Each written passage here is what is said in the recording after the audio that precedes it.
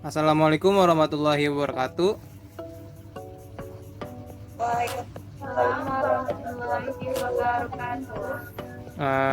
Di sini Bapak akan mengasih materi, yaitu materinya itu kita di sini akan belajar bimbingan klasikal yang topiknya itu pendidikan seks.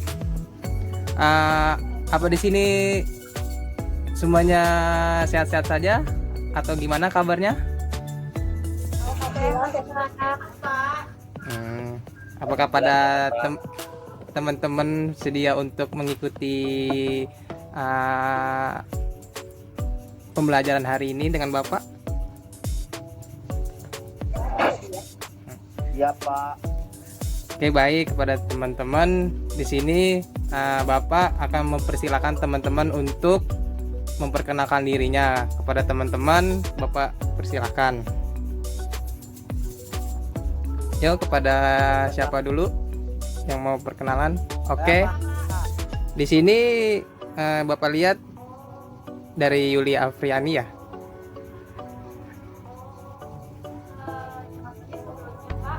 Perkenalkan nama saya Yulia Friani. Oh, oke. Habis itu langsung next saja. Perkenalkan nama saya Pandian Asyanto Pak. Oke. Selanjutnya. Perkenalkan nama saya Saskia Rizky Pratama Pak. Next. Perkenalkan nama saya Khalil Mokhtar Pak. Oke, next. Perkenalkan nama saya Rana Zaida Isnaini Pak. Oke, next. Yang belum. Perkenalkan nama saya Rani Ramadhani Pak. Oke, lanjut.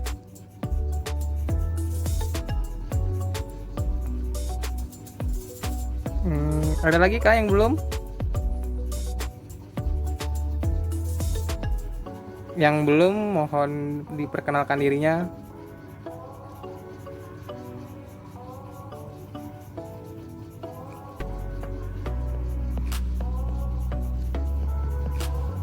Mungkin di sini sudah ada namanya kan. Jadi Bapak cuman mau dengar suara dari teman-teman saja. Mungkin ada dari beberapa teman-teman, mungkin jaringannya juga ada yang terkendala. Oke, langsung saja Bapak akan memperjelaskan atau menyampaikan yang Bapak dengan pendidikan seks ini. Tujuan layanannya itu agar siswa mengerti tentang pendidikan seks. Dengan adanya pendidikan seks diharapkan siswa mengerti dan tidak terjerumus ke dalam seks bebas atau seks sebelum menikah. Nah, materi atau topiknya yaitu teknik belajarnya. Siswa dapat memahami apa itu pendidikan seks. Siswa dapat memahami tujuan diberikannya pendidikan seks. Siswa dapat memahami manfaat dari pendidikan seks. Siswa dapat memahami faktor apa saja yang dapat menyebabkan terjadinya seks bebas. Mungkin presentasinya bisa di next kan biar teman-teman bisa melihatnya.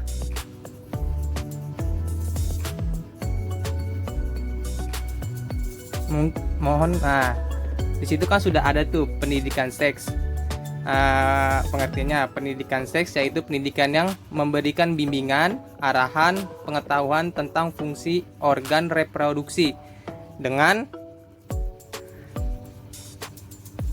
menanamkan moral, etika yang berhubungan dengan seks kepada siswa agar mereka mengerti arti, fungsi, dan tujuan seks sehingga tidak terjadinya penyalahgunaan organ reproduksi. Nah, itu pengertiannya. Mungkin bisa di next.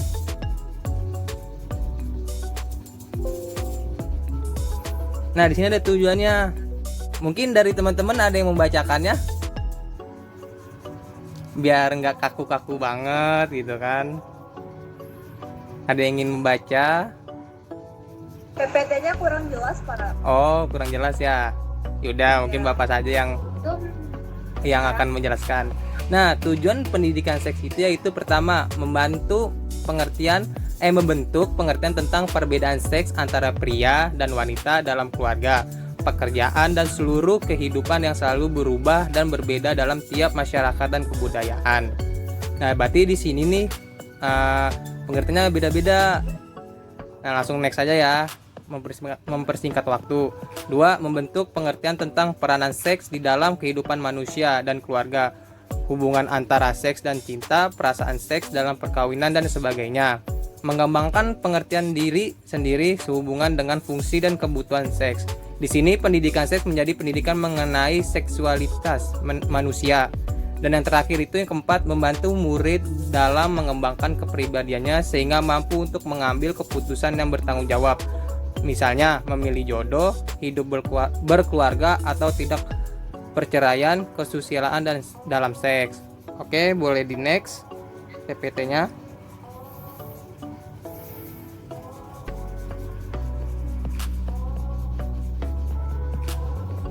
Halo kepada teman Rani atau anak Rani.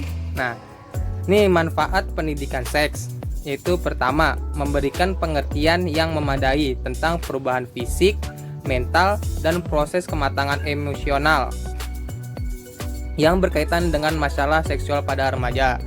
2. Mengurangi ketakutan dan kecemasan sehubungan dengan perkembangan dan penyesuaian seksual, peran, tuntutan, dan tanggung jawab. Yang ketiga, memberikan pengertian mengenai kebutuhan nilai moral yang esensial untuk memberikan dasar rasional dalam membuat keputusan. Yang keempat, memberikan pengetahuan tentang kesalahan dan penyimpangan seksual agar individu dapat menjaga diri dan melawan eksploitasi yang dapat mengganggu kesehatan fisik dan mentalnya. Dan yang kelima, membentuk sikap dan memberikan pengertian terhadap seks dalam semua manifestasi yang bervariasi. Oke, boleh di next.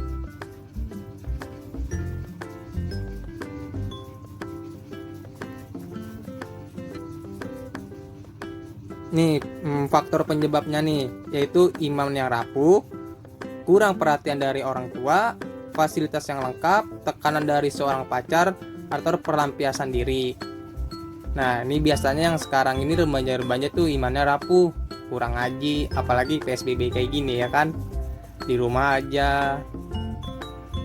Terus fasilitas yang lengkap itu contohnya ya sekarang kan kita semuanya kan memerlukan gadget atau handphone. Nah, disalahgunakan. Nah, tekanan dari seorang pacar, contohnya pacarnya disuruh-suruh, ntar diancam kalau nggak mau karena udah saking sayangnya. Nah, kalau kurang perhatian dari orang tua itu sepertinya dia anak yang broken home, orang tuanya sering di luar rumah dengan kerjaannya. Mungkin bisa di next lagi.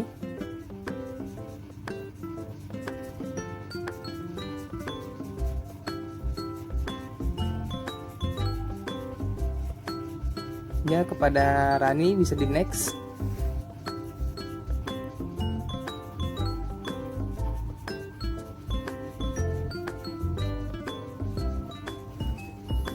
Nah, lanjutan itu kurangnya pengetahuan tentang seks bebas, rasa ingin tahu, tontonan yang tidak mendidik, pergaulan bebas, terjadinya kematangan biologis. Nah, di sini juga sering lah remaja kayak dia sering rasa ingin tahu, terus tonton yang tidak mendidik, disalahgunakan, terus pergaulan bebas. Mungkin bisa di next.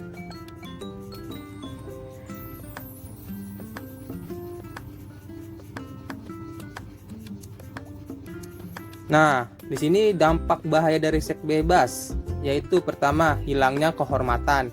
Ini tentu saja untuk para perempuan ya. Yang kedua, prestasi cenderung menurun. Yang ketiga, hamil di luar nikah. Ini banyak sekali ya kan. 4. Aborsi dan bunuh diri. 5. Tercorengnya nama baik keluarga. 6. Tekanan batin. 7. Terjangkitnya penyakit. 8. Ketagihan. 9. Gangguan kejiwaan. Apa teman-teman tahu terjangkit penyakitnya itu apa? Yang tahu mungkin boleh dijawab. Tahu, Pak. Ya dari Khalil, apa penyakitnya Khalil? Penyakitnya adalah Rajasinia, Pak. Oke, bisa. Mungkin yang lain ada lagi?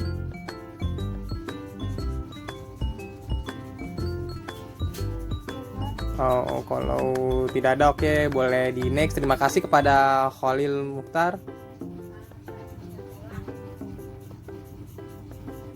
Oke, mungkin ini sudah presentasi terakhir ya. Apakah dari teman-teman ada yang ingin ditanyakan dari Bapak? Saya mau nanya, Pak. Oke, baik. Kepada Khalil, dipersilakan.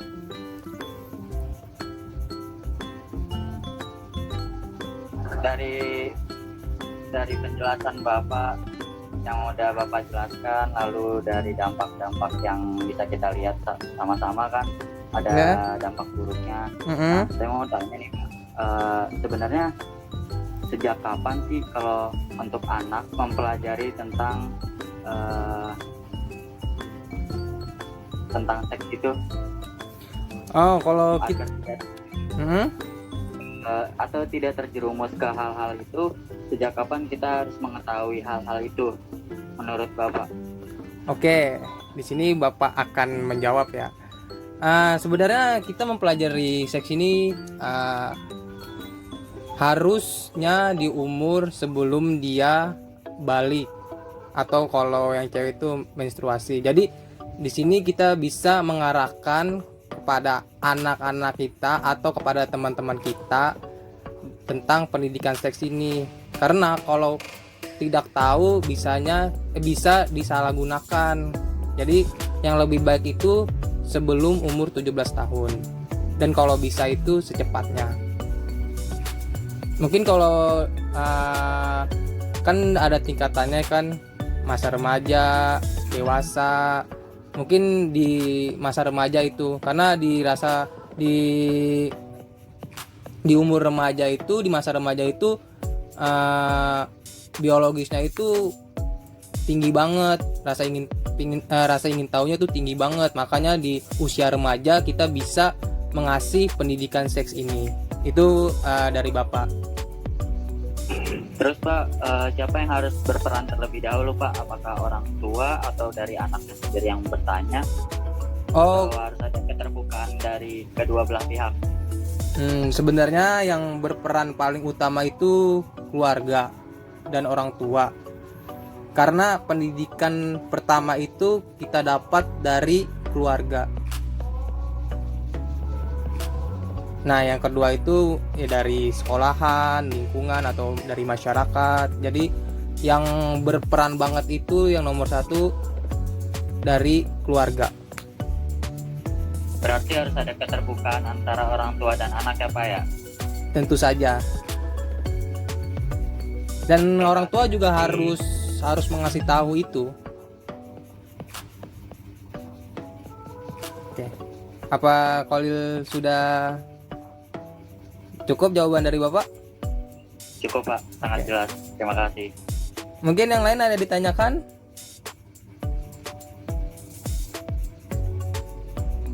Pas, Pak. Pas. Apa ada yang mau ngasih kesimpulannya?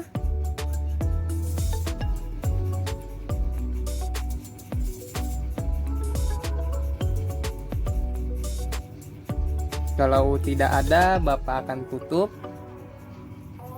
Ya, Pak. Kenapa, Rani? Kasih kesimpulan, Pak. Boleh, Rani ngasih kesimpulan? Apa yang ingin ditanya lagi? Kesimpulannya, pendidikan seks itu harus diajarkan sejak dini karena pendidikan penting sehingga pada saat kita sudah menuju dewasa kita tidak terjerumus kepada hal-hal yang akan kepada hal yang negatif. Itu saja, Pak. Oke, terima kasih kepada Rani sudah menyimpulkan tentang pendidikan seks ini. Apa ada lagi dari teman-teman?